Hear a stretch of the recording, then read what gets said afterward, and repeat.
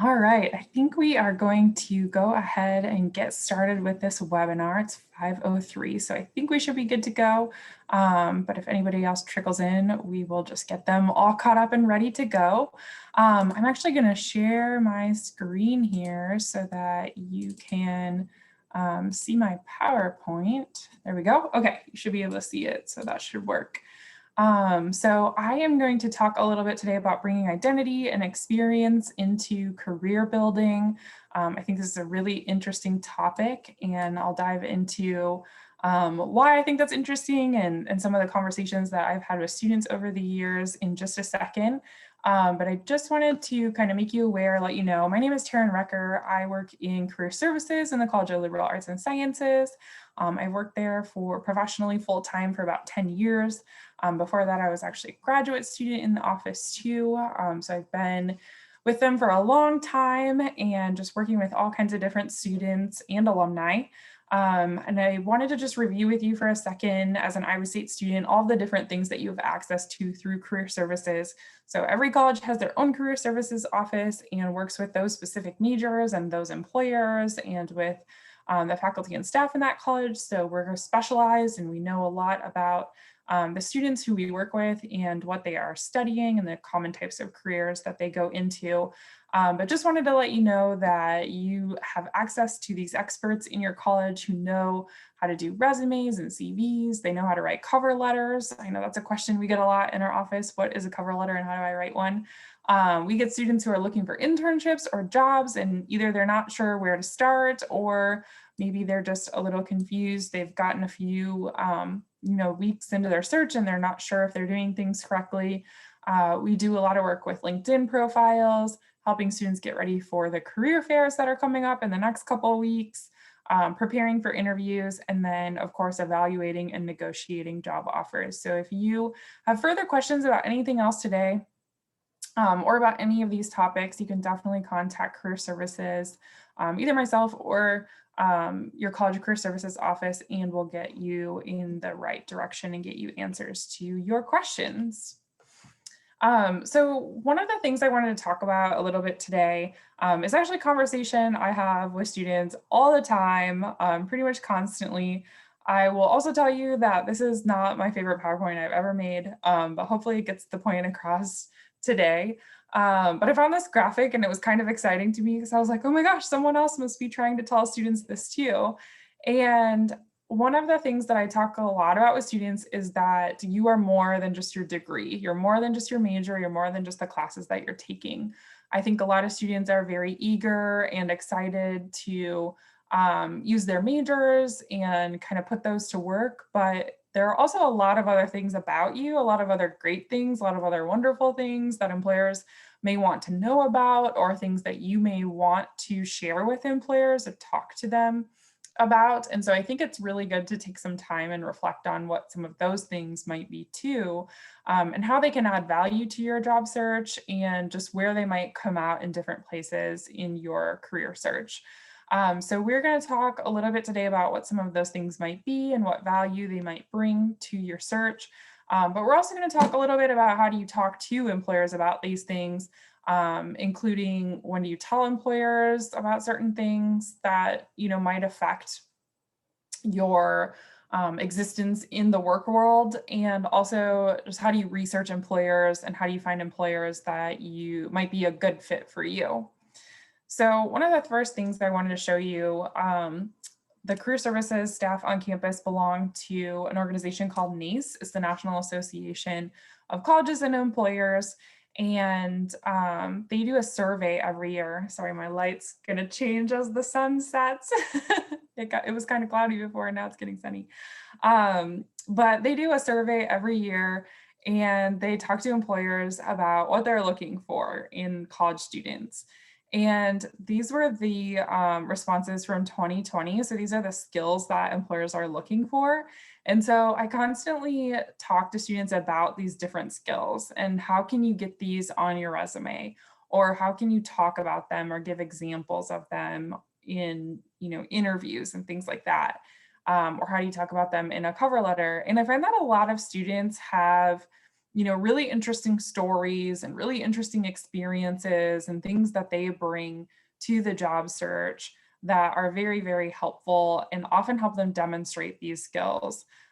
So I commonly work with students who are in different leadership positions on campus, or maybe they've studied abroad, and some of these have come out in those experiences. I've also worked with a lot of students who are international students. And so, they have a really great work ethic. They worked really hard to get here and followed through and completed all the paperwork and jumped through all the hoops that they had to get to the US to come to Iowa State University. They also might have really great communication skills because they're learning how to communicate with people who might be communicating completely differently than they do. So they might be really great listeners, or have really fantastic interpersonal skills. Or with those students who maybe have studied abroad before, or again, international students, they've had to demonstrate a lot of flexibility or adaptability when things didn't go their way, things didn't work out the way they were hoping. So those are just a few examples, but these are really great. And I hope that you're kind of jotting down some of the ones that you see here that you feel like might apply to you, and who you are, and that you've had some different experiences that you can really demonstrate some of these skills. Or maybe you identify with something here on campus that you weren't sure if other students are interested in that or not either, and so you took some initiative and got involved on campus with organizations that kind of represented that identity. So all different ways that this can come out. But yeah, take some notes, jot down some skills that you think might be applicable to you or that you want to talk about, because these are things that employers are looking for. And like I said before, these are things that I commonly, as I talk to students, they have demonstrated these in a lot of their unique experiences. So I also just wanted to show this to you too, because I think this can also be really helpful. The different types of experiences that employers are looking for on students' resumes. And, they are looking for students who have done internships. This is at graduation. They're hoping that students have these things on their resume. But also leadership positions. So maybe you have taken on leadership positions. That could be something you definitely want to put on your resume then. Maybe you've worked, or maybe you had to work in high school or even in college. Getting any sort of general work experience is really important.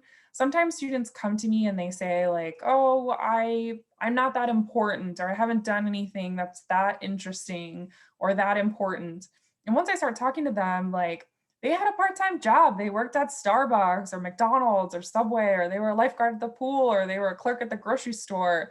And you can see like general work experience is ranked 5th on this list. It's very, very important to employers, because it shows you can show up on time, you can work in a team, you're used to maybe being flexible and adaptable. If another coworker gets sick or can't finish their shift, you're going to pitch in when there's work to do. So even just general work experiences are really important for showing that you can be a good employee. A lot of you are probably involved in different things on campus. So maybe it's things that are related to your major, maybe it's things that are related to your identity, maybe it's just something fun, and employers want to see that too. GPA, obviously no work experience is going to work against you, but also volunteer work. So some of you might be involved in the community or might regularly volunteer to help others. You may speak another language. That's another great thing to put on your resume. Or you've studied abroad, or you maybe even have lived abroad. So all of these are fantastic things to get on your resume if you have any of these. So diving in a little bit more closely to that identity part. So there are lots of different identities that students come in and they're wondering about, or they have questions about. And some of those things might be, maybe you have a disability, you might feel like you need to ask for accommodations. Maybe it's gender identity, maybe it's your racial or ethnic background, it could be your citizenship. Maybe you have a criminal record. I've worked with multiple students who've had criminal records. It could be any of these things. And so this is one where I think it's really, really important to talk to somebody about this, because everybody's situation is going to be a little bit different.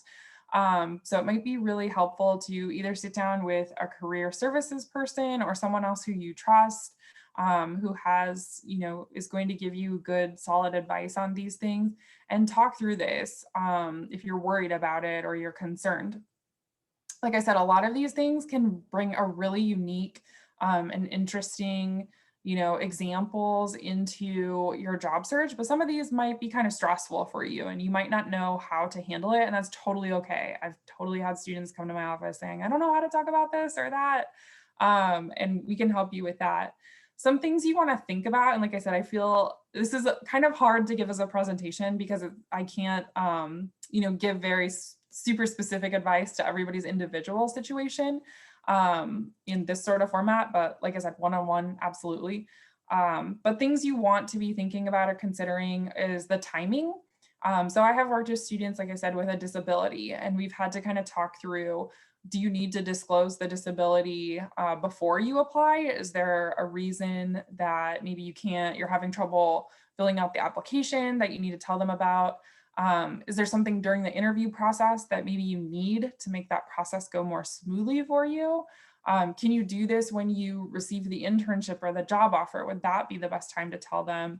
Or is it something where you can wait until you start the position, kind of see how things go, and then maybe ask about it? So like I said, there's lots of pros and cons here, and this is something that kind of needs to be handled on an individual basis, but it is something to think about. Sometimes I have students come in and they think like, oh my gosh, I need to tell them right away. And I'm like, oh, actually, maybe you could wait a little bit.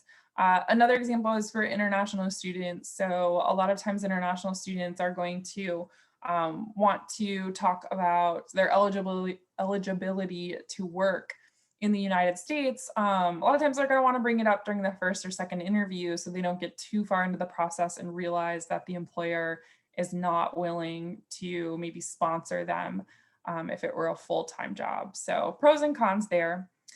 Be informed with your research. So there might be helpful documents that exist that you could provide to the employer. There might be legal knowledge that would be really handy for you to know. You might just need to know what you need in this situation to be successful. And so doing a little bit of research, looking at your options. Again, I have worked with international students who sometimes it's helpful for them to have a handout that I know our ISSO office has. We have other documents we've gotten that actually help educate the employer on how do you hire an international student. But I've also worked with students with disabilities who struggled sometimes in different workplaces and needed to figure out what do they need to actually be successful. So just being informed and trying to be as knowledgeable yourself so that sometimes you can kind of help the employer navigate this. I think it's really important to practice disclosing if that's something you choose to do with a trusted mentor. So it could be someone in your personal network or it could be someone in career services. It can be kind of nerve-wracking, so it's good to have a little bit of practice with that. But also reflect on how your identity can add value to the organization. So I think sometimes people think like, oh, I have this thing going on. This is going to hinder me, or this is going to be unfortunate. But a lot of times you can also flip those things to the positive and they can be really great. So I meet a lot of international students who are kind of bummed that it might be a little bit harder to find an employer who can sponsor them. But we also need to think about why they're going to be really fantastic as an employee. So like I said before, maybe they're a great listener. Maybe they have fantastic interpersonal skills. Maybe they add an international perspective. They know a lot of things about their home country that's going to be really helpful to this employer. Maybe they make friends really easily because they have had to be in new places and situations, and so they know how to win people over. So not trying to always think about the negative side of it, but also thinking about the positive sides of these things too. And I think just knowing that you are not alone in these situations. So like I said, I think everyone's situation is unique, but you're not alone. There are other people who've had to navigate these things before you. So make sure that you are getting support, whether that's on campus or with student counseling or coming to career services, or having, an organization or a network of people who might be going through the same things. I think that can be really helpful as you navigate some of these situations. But I also want to talk to you about a legal interview question. So in the United States, there are things that employers cannot and should not ask you in an interview. So these are examples of illegal interview questions. And if people ask you things like this and they are not things that you want to discuss or that you want to talk about, you do not have to answer these questions. So things that are off limits, race, age, religion, color, place of birth, disability, you can read them, but these are things they should not be asking you about. It's illegal and they could potentially discriminate based on these things.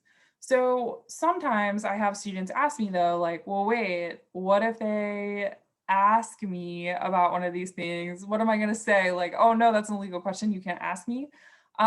You can say that, you know, I would try to be polite and polished about it and say, oh, I don't know about that question. Could you rephrase it? So you could ask them to rephrase the question or reframe it. Maybe what they're asking is actually something kind of different.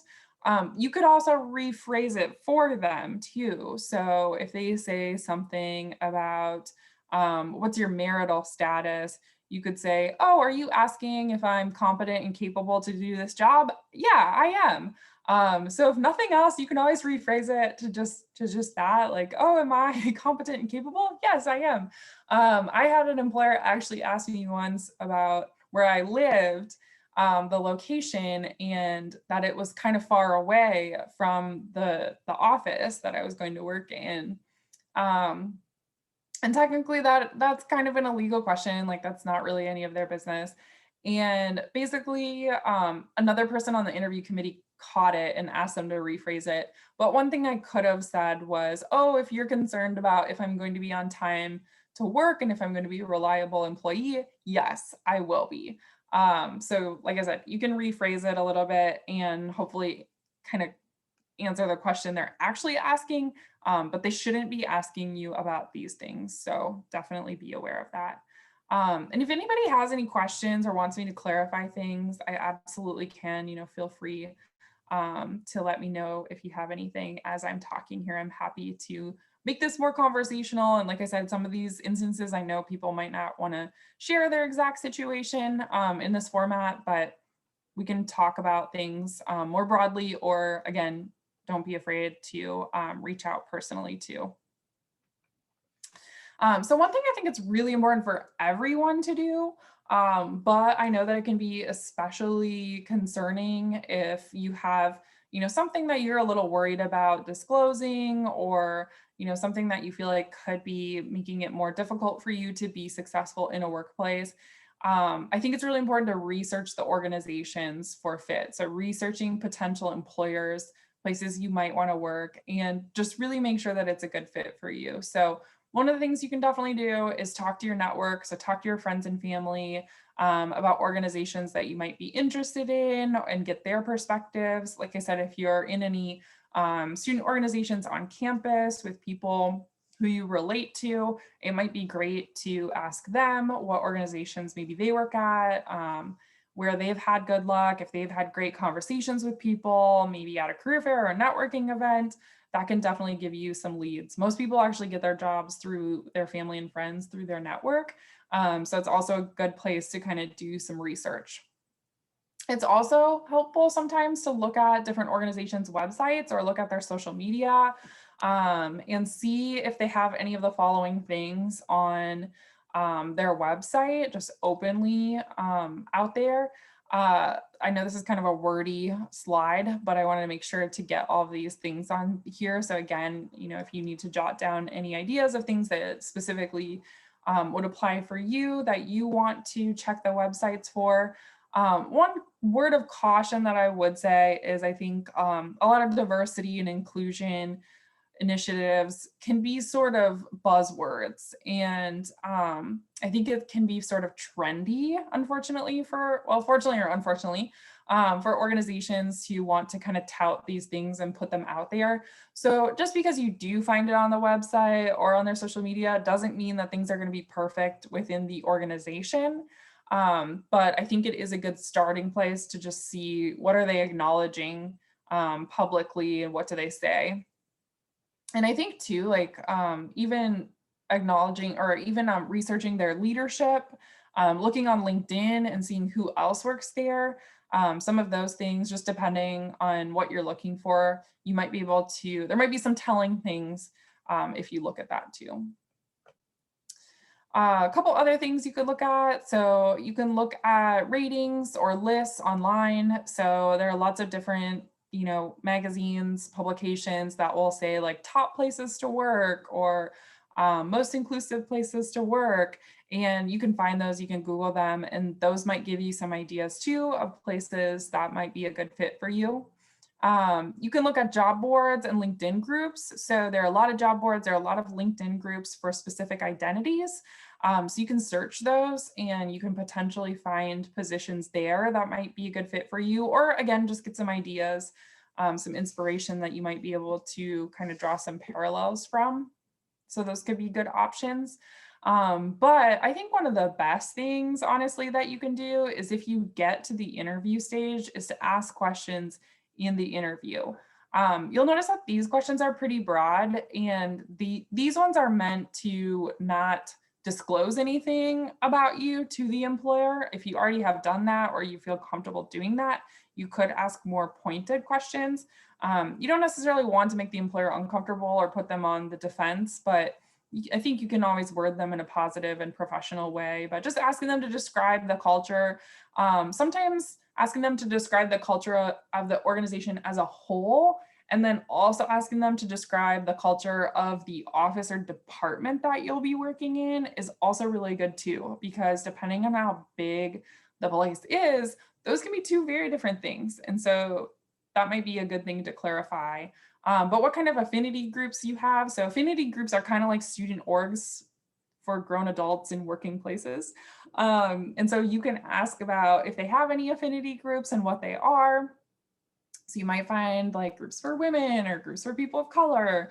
And those might help you feel a little bit more comfortable in the workplace if you see that those exist. You can also ask what kind of training they provide. So what kind of training, obviously to help you in the job as you take on a new role, but also what kind of professional development or what kind of diversity and inclusion training, or what kind will you get, but also like what kind do people who are already working here get, and how frequently do they get that? And then just values. And again, I think values, usually you can find values of an organization on their website. But again, like asking specifically about the department or the office that you're going to be working in, I think that can also be really helpful too. There's something else I was going to say here and I forgot what it was, but hopefully these are helpful. Oh, I know what I wanted to mention.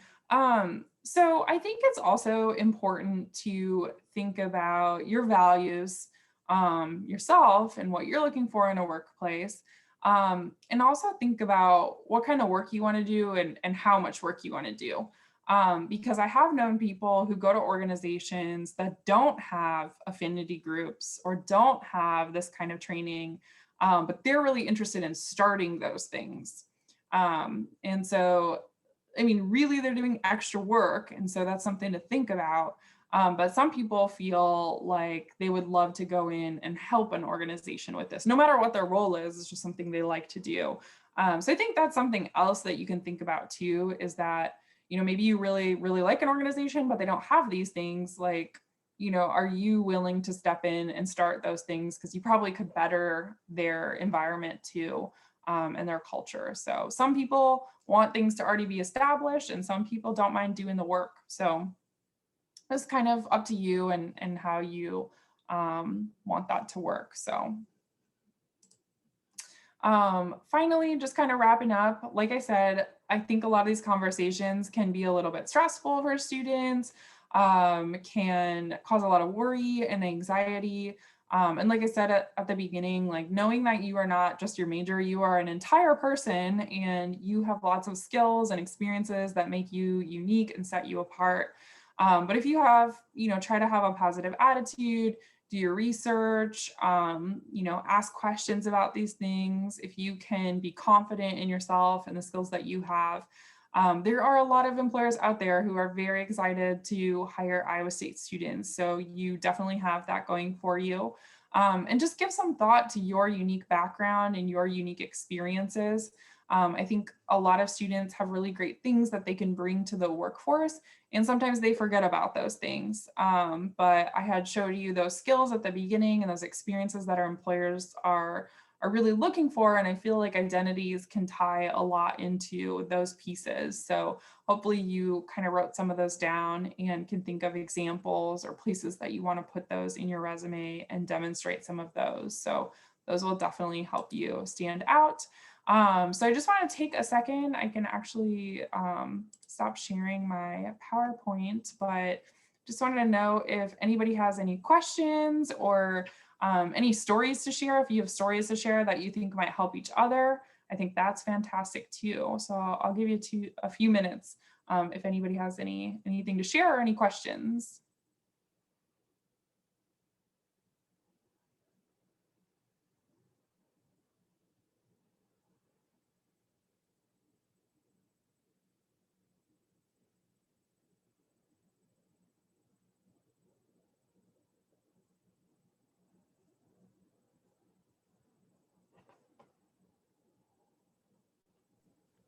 Hi, Tan, can you hear me? Yes, I can. Okay, perfect. I just wanted to say I really liked how you mentioned if an organization doesn't necessarily have like D&I initiatives or anything like that already in place, then that can be something that people like start themselves. Like that's one thing that I know a woman on the diversity and inclusion committee brought a lot of that into the College of Vet Med here on campus. And so that was really cool to see. And then I know of like other organizations on campus where people have like taken initiative to bring that in. So I like that you mentioned that. Yeah, for sure. I think it's really cool when people like to do those things and want to do those things. And that's a question you could ask in an interview too. Is there room to build on that? Like, oh, you don't have an affinity group for women. Would that be something that I could start? Like, that's a good question too.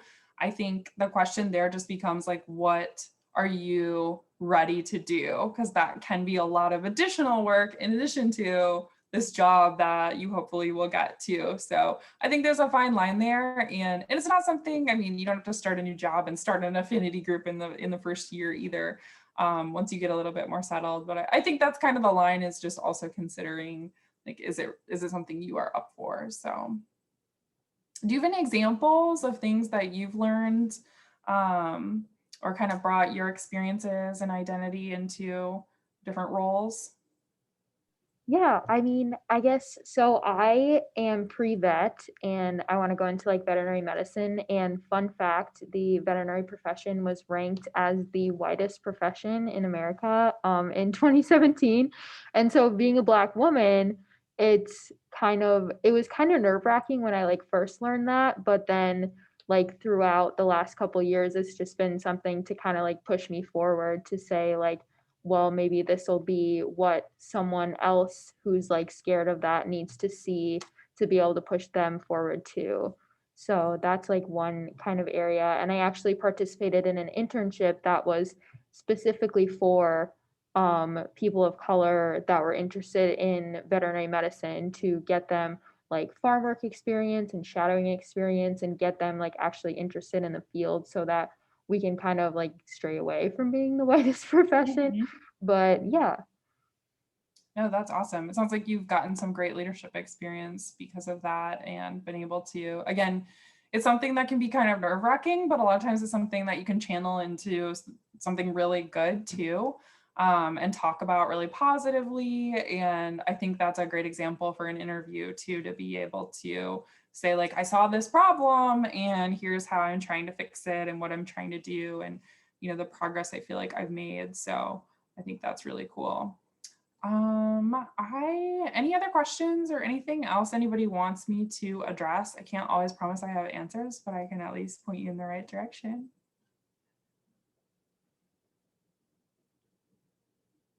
I think I had just a couple more slides that I will share with you. I don't think there's anything too terribly exciting here.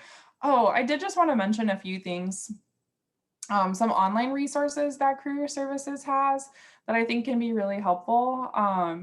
So SciHire is where we keep all of our jobs and internships that we know about. And so any career services person, if they find out about an opportunity, they'll have the employer posted it on SciHire. So those are all internships and full-time jobs that employers are really looking for Iowa State students to fill. So definitely check that out if you haven't looked at that. And then Going Global is a really helpful resource that if you are interested in, or maybe you're interested in moving somewhere else, or you are from somewhere else, it has a lot of really good resources for students who want to go somewhere else after graduation or for an internship. It has city guides, it has global city guides and US city guides, so that can be helpful. It also has an H-1B visa database for international students. So if you're an international student who is searching for a full-time job and you want to know what organizations have sponsored or petitioned to sponsor an international student recently, you can actually go into Going Global and look for that. And so that might give you some good ideas of some places to look. And then Big Interview is a platform that we have. So all of these are all available to all Iowa State students. And Going Global and Big Interview, you can get to them through your SciHire account. But Big Interview is a really awesome resource that helps you practice virtual interviewing. So you can go in and you could click on like dental school and it'll start giving you interview questions for dental school, or maybe you want to be a software engineer and it'll give you software engineering questions. But another thing that's really cool about it is that it does have some different tutorials in it. And there are some different ones for different student identities too.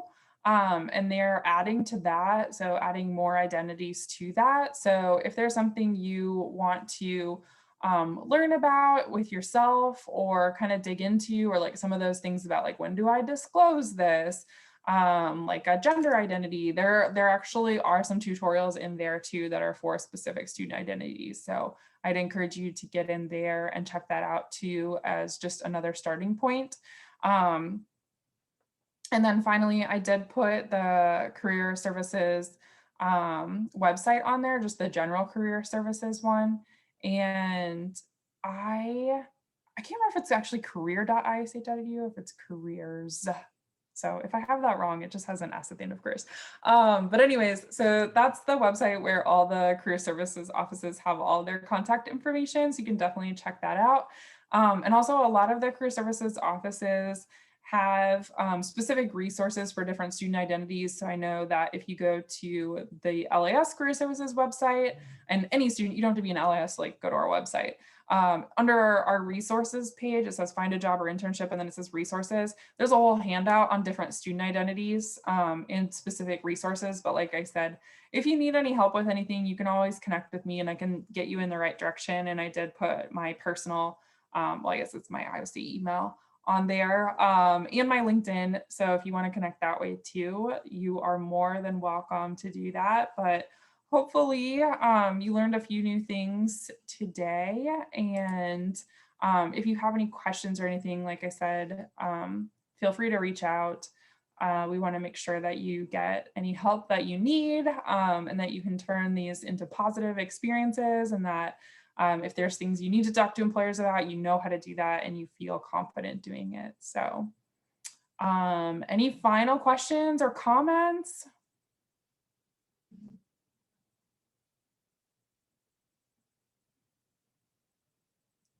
All right, I think we are good. Thank you, everybody. Thank you so much, Sharon. Yeah, you're welcome, of course.